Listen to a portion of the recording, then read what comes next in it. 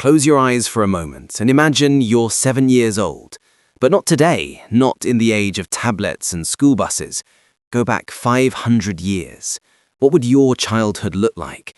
Would you be playing games, going to school, or helping your family just to survive? Let's step back 500 years and find out.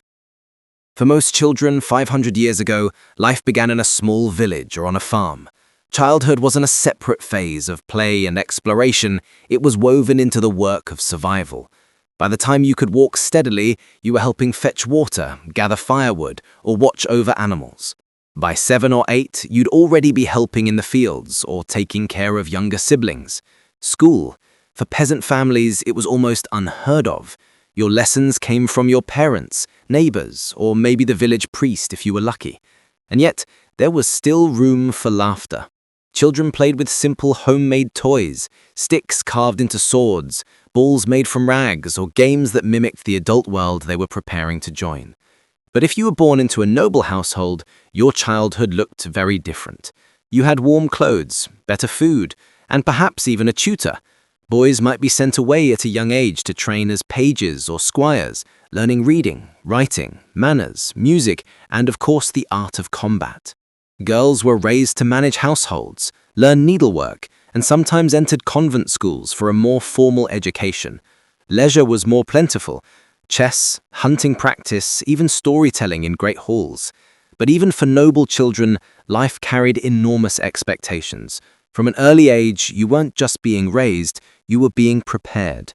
Prepared for leadership, for alliances, even for marriage contracts that could be signed when you were still barely a teenager. No matter your status, family and faith shaped childhood in profound ways. Extended families often lived close by, and godparents, neighbors, or the entire village stepped in to raise children collectively. Religion gave structure to life. Baptisms within days of birth, prayers woven into daily routines, and festivals that offered rare moments of joy and play. Imagine the thrill of market days or religious feasts, where children could play games in the square, watch miracle plays, and hear stories that blended faith with folklore. Across the world, too, religion left its mark. Muslim children celebrated Aqiqah, the naming ceremony, and began memorizing the Quran early. In Hindu families, rites like Tonsya or Namakarana shaped milestones, while play often echoed the grand epics. Buddhist children might join novices in chanting and festivals, while Jewish families mark life with Brit Milah, naming rituals, and Torah learning. Everywhere, childhood was steeped in tradition and sacred milestones. And yet, even in lives filled with work and responsibility, play survived. Archaeologists have uncovered toy knights, miniature horses, balls and dice games. Children chased each other in village squares, imitated their parents at work, or played make-believe with whatever they could find. For noble children, games like chess taught strategy, while jousting practice prepared boys for the battlefield. For everyone, storytelling was a universal joy, the chance to gather round a fire and let imagination take flight. Through myths, legends, and folk tales, children learned values, courage, and caution, all wrapped in adventure. But childhood then also carried dangers we can hardly imagine today. Illness was constant, medicine was limited, and infant mortality was heartbreakingly high. Accidents were common too: drowning while fetching water, injuries from animals or tools, even simple infections. Growing up fast wasn't a choice, it was a necessity. By the early teens, many children were already adults in society's eyes, married, working, or managing households.